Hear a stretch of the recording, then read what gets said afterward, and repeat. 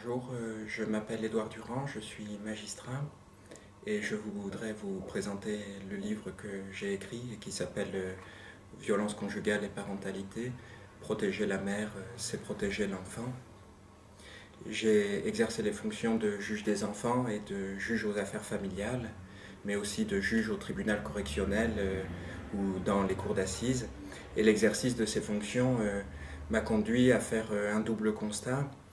Le premier point, c'est que j'ai été très étonné par la fréquence importante des situations de violence conjugale qui survenaient beaucoup dans l'exercice de toutes ces fonctions civiles et pénales et de protection de l'enfance.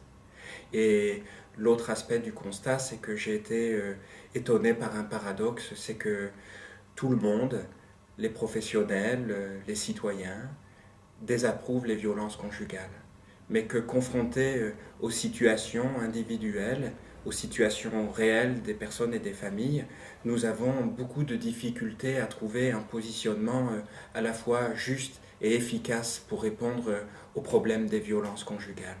Et que ce paradoxe peut conduire finalement à rejeter sur la victime une responsabilité alors qu'elle subit des faits et qu'on devrait la soutenir. Ce livre aborde les violences conjugales à partir d'un point de vue particulier qui est celui de la parentalité.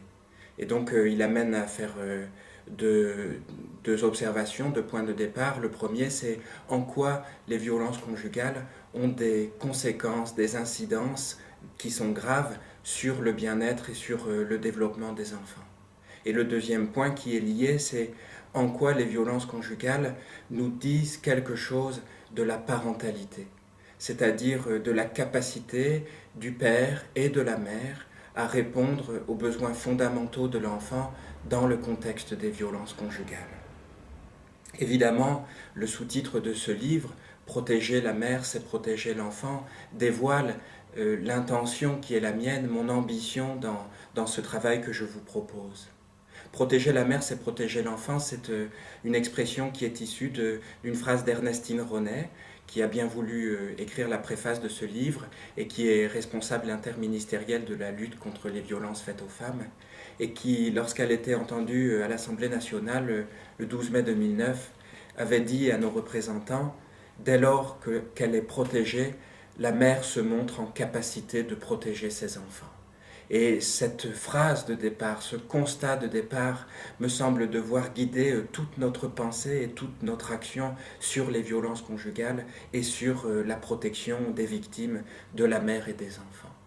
Dire que protéger la mère, c'est protéger l'enfant, c'est dire, à mon sens, que pour protéger l'enfant, il faut protéger la mère. Qu'il n'y a pas de protection possible de l'enfant sans protection de la mère, et que la protection de la mère victime des violences conjugales est le point de départ de la protection de l'enfant.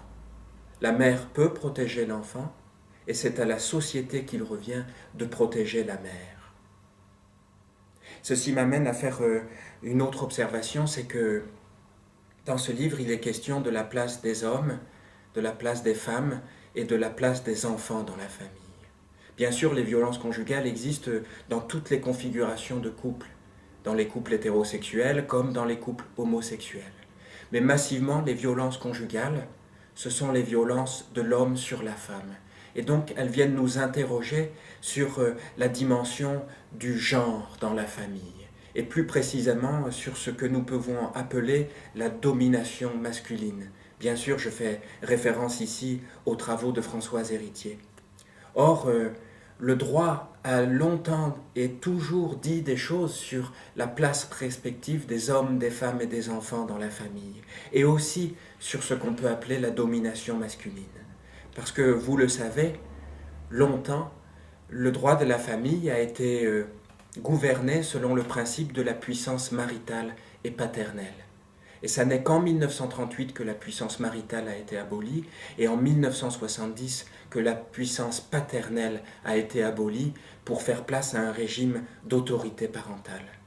Or, et je me réfère ici à Hannah Arendt, qui bien sûr réfléchissait à la science politique, mais dont les intuitions et la pensée peuvent, à mon sens, s'appliquer à la famille, ce qui différencie la puissance, le pouvoir et l'autorité, c'est que l'autorité exclut toujours le recours à des moyens extérieurs de coercition, c'est-à-dire le recours à la violence.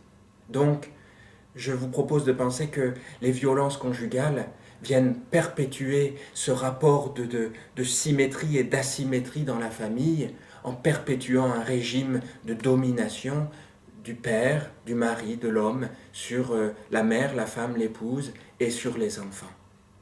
Et cela a des conséquences. C'est que en situant mon propos, mon travail, ma pensée et mon action de magistrat dans un registre de domination, je situe les violences conjugales comme l'expression d'un rapport de force, comme la recherche d'un pouvoir sur la victime et sur les enfants. Et que je ne pense pas les violences conjugales comme une pathologie du lien. Bien sûr, c'est un choix que je fais, un engagement que je fais, mais il n'y a pas de position neutre. Car on n'accueille pas une victime de violence conjugale de la même façon.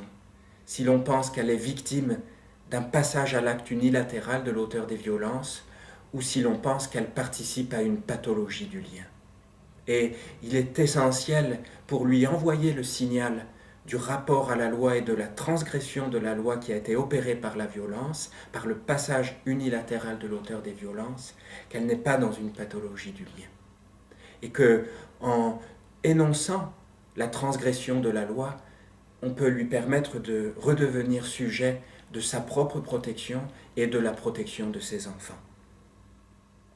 Ensuite, dire violence conjugale et parentalité, protéger la mère, c'est protéger l'enfant, c'est insister sur l'impact très grave des violences conjugales sur les enfants. Les pédopsychiatres, les sociologues, les professionnels du champ social sont en mesure de nous dire aujourd'hui combien les violences conjugales affectent gravement le bien-être et le développement de l'enfant. Prendre conscience de ça, c'est exiger pour nous d'agir pour la protection de l'enfant. Mais le risque, c'est d'oublier cette proposition initiale de la protection indissociable de la mère et de l'enfant. Insister sur le danger pour l'enfant dans les violences conjugales, ça ne doit pas nous conduire à dissocier la protection de la mère et de l'enfant. Et c'est une des ambitions de mon travail que je vous propose dans ce livre, c'est de tenir toujours ensemble la protection de la mère victime des violences conjugales et de l'enfant victime des violences conjugales. Bien sûr, ce travail s'adresse aux professionnels, aux magistrats, aux policiers, aux gendarmes, aux médecins, aux pédopsychiatres, aux travailleurs sociaux, aux éducateurs, aux assistants sociaux, mais il s'adresse aussi aux familles, il s'adresse aussi aux citoyens. Et pour finir cette présentation, je voudrais citer une phrase de Françoise Héritier, une phrase saisissante dans son ouvrage « Ces yeux qui te regardent et le jour et la nuit ». Françoise Héritier nous dit « C'est la pensée, et seulement la pensée élaborée par nos ancêtres pour donner sens au réel observé qui est en cause, lorsqu'on examine de près les conditions de la violence sexuée, qu'elle soit publique ou privée, car de toutes les espèces animales répertoriées, il nous faut bien convenir que l'homme est la seule espèce où les mâles tuent les femelles. » Et je vous propose que ce livre, Violence conjugale et parentalité, protéger la mère, c'est protéger l'enfant, soit aussi un guide, une adresse et un soutien pour lutter contre ce fait qui est inacceptable.